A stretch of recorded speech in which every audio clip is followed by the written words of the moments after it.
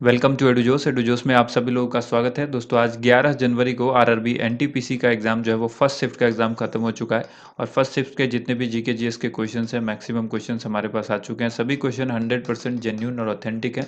तो वीडियो को लास्ट तक देखिएगा। किसी क्वेश्चन में डाउट है तो कमेंट जरूर कीजिएगा और कोई एक्स्ट्रा क्वेश्चन अगर आपको याद है तो वो भी बताइएगा, क्योंकि शाम की शिफ्ट में फर्स्ट और सेकेंड जो दोनों शिफ्ट की कंबाइंड वीडियो आती है उसमें हम इस मैक्सिमम क्वेश्चन को वहाँ पर शामिल कर सकेंगे और उसका पीडीएफ फाइल जो है आपको एंड्रॉइड ऐप पर हमारे मिल जाएगा।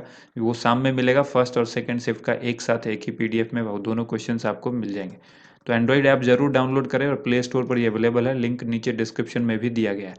तो पहला प्रश्न जो पूछा गया आज 11 जनवरी की फर्स्ट शिफ्ट में, रक्त किस प्रकार का ऊतक है? ब्लड जो है वो किस प्रकार का ऊतक है, ये क्वेश्चन पूछा गया है। तो ब्लड को हम लोग कनेक्टिंग टिश्यू कहते हैं और इसी को संयोजी ऊतक कहा जाता है। तो हिंदी में संयोजी ऊतक याद रखिए और इंग्लिश में कनेक्टिंग टिश्यू आप इसको याद रख सकते हैं। ठीक है, तो कनेक्टिंग टिश्यू जो है वो ब्लड है। इसके बाद पूछा गया है एसएलआर का फुल फॉर्म क्या होता है? तो देखिए एसएलआर जो कि एक इकोनॉमिक टर्म है, ये इकोनॉमी का टर्म है, इकोनॉमिक्स का टर्म है एसएलआर। ठीक है, ये आरबीआई की आप लोग करंट न्यूज़ जब देखते रहते होंगे तो ये बैंकिंग में बहुत ज़्यादा इसको इस्तेमाल किया जाता है। बैंकिंग में ज़्यादा क्वेश्चन इससे रिलेटेड पूछा जाता है। तो आप यहाँ याद रखिएगा स्टैट्यूटरी लिक्विडिटी रेशियो इसको कहा जाता है। ठीक है, इसके बाद देखिए यहाँ पर इसी तरह से आप याद रखिएगा सीआरआर को रखिएगा, करंट रिजर्व रेशियो। ये सीआरआर एसएलआर ये बहुत इंपॉर्टेंट टर्म है, इनको याद रखिएगा। इसके बाद है फादर ऑफ माइक्रो इकोनॉमिक्स पूछा गया था, तो father of micro economics Alfred Marshall को कहते हैं। इसके बाद क्वेश्चन पूछा गया है बार्क की स्थापना जो है वो कब की गई थी? बार्क यानी भाभा एटॉमिक रिसर्च सेंटर, ये हमने आपको कई बार बताया है, मुंबई महाराष्ट्र में है। और भाभा एटॉमिक रिसर्च सेंटर की जो स्थापना की गई थी ये 1954 में की गई थी। ठीक है, होमी जहांगीर भाभा के द्वारा। इसके अलावा सवाल पूछा गया सांची का स्तूप जो है ये किस स्थान पर है? ठीक है, तो मध्य प्रदेश इसका आंसर हो जाएगा। इसके अलावा यहाँ पर देखिए इंपीरियल बैंक ऑफ इंडिया से एसबीआई जो है वो कब हुआ था? तो ये सवाल पूछा गया है कि इंपीरियल बैंक ऑफ इंडिया जो है वो एसबीआई कब बना था। इस क्वेश्चन का आंसर आप लोग कमेंट करके बताइए। कि पहले तो आप सबको मालूम है कि इंपीरियल बैंक ऑफ इंडिया नाम था स्टेट बैंक ऑफ इंडिया का, लेकिन स्टेट बैंक ऑफ इंडिया नाम कब पड़ा ये पूछा गया है। ठीक है, इसके अलावा देखिए यहाँ पर आईएईए जो हमने आपको कल ही बताया था, तो आईएईए का मुख्यालय कहाँ पर है ये पूछा गया। वियना ऑस्ट्रिया में इसका मुख्यालय है।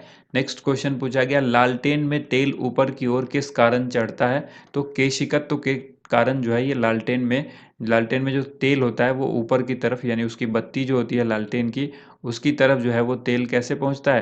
केशिकत्व के कारण पहुंचता है। ठीक है, तो यहाँ पर आपको याद रखना है केशिकत्व के कारण। इसी के सवाल से रिलेटेड एक सवाल और है, पौधे में जल की जो प्राप्ति है वो किस तरह से प्राप्त होती है? पौधे में जल जो है वो जड़ से जो ऊपर पत्तियों तक जाता है वो किस कारण से जाता है? केशिकत्व के कारण ही जाता है। इसके अलावा सवाल पूछा गया है जनरेटर किस सिद्धांत पर यानी किसके सिद्धांत पर काम करता है? तो जनरेटर या विद्युत जनित्र जिसको कहते हैं, ये जो है किसके काम सिद्धांत पर काम करता है? तो ये करता है फैराडे के सिद्धांत पर। ठीक है, इसके बाद क्वेश्चन पूछा गया, अच्छा देखिए डायनेमो से रिलेटेड सवाल अभी तक नहीं पूछा गया, हो सकता है आपको पूछ दे। डायनेमो जो है किस ऊर्जा को किस ऊर्जा में कन्वर्ट करता है? इस तरह के क्वेश्चन अभी नहीं पूछे गए, लेकिन जनरेटर का नाम आ गया है तो आप इसको याद रखिएगा। ठीक है, पहला गोलमेज सम्मेलन देखिए रिपीट हुआ है, पहला गोलमेज सम्मेलन कब हुआ? तो यहाँ पर आपको याद रखना है कि 1930 में पहला गोलमेज सम्मेलन हुआ था। इसके बाद 1931 में जो है वो दूसरा गोलमेज सम्मेलन हुआ और 32 में जो है वो तीसरा गोलमेज सम्मेलन हुआ था।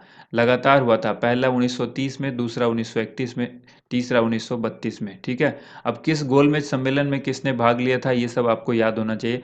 जैसे कि भीमराव अंबेडकर ने तीनों गोलमेज सम्मेलन में भाग लिया था। इस तरह के क्वेश्चंस आपके एग्जाम में पूछे जा रहे हैं तो रिलेट करके पढ़िए।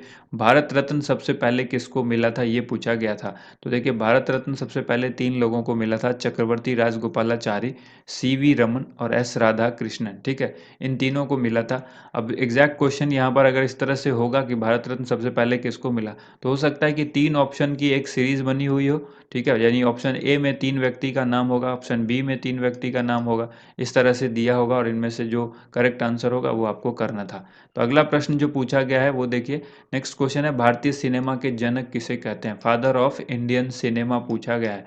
फादर ऑफ इंडियन सिनेमा कहा जाता है दादा साहब फाल्के को, ठीक है। फादर ऑफ इंडिया सिनेमा किसे को कहते हैं? दादा साहब फाल्के को। इसके अलावा आप दादा साहब फाल्के अवार्ड को देख लीजिए, कब किसको अवार्ड मिला, सबसे पहला किसको मिला, लेटेस्ट 2020-19 में किसको किसको मिला, ये अच्छी तरह से याद रखिएगा। इनमें से कौन ई कॉमर्स वेबसाइट नहीं है? ये कंप्यूटर से रिलेटेड एक सवाल पूछा गया था। तो अगर आपने देखा होगा लेटेस्ट में करंट अफेयर्स की वीडियो भी अगर आपने हमारी देखी होगी, तो हमने उसमें आपको बताया था कि जो ट्विटर है, ट्विटर पर अभी किसको बैन किया गया है, यानी उसके अकाउंट को हटा दिया गया है, डोनाल्ड ट्रंप के। और हमने आपको उसमें बताया था कि डोनाल्ड ट्रंप के अकाउंट को जो ट्विटर ने हमेशा के लिए परमानेंट जो है उसको हटा दिया है, रिमूव कर दिया है। तो ट्विटर क्या है? एक सोशल मीडिया वेबसाइट है, ठीक है। सोशल मीडिया वेबसाइट है। यहाँ पर पूछा गया है ई कॉमर्स वेबसाइट।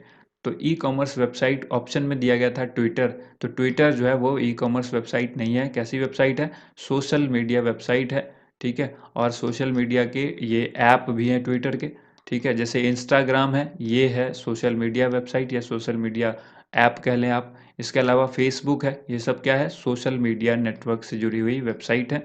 अगला क्वेश्चन यहाँ पर देखिए, नेपाल का राष्ट्रीय पशु जो है ये पूछ दिया गया।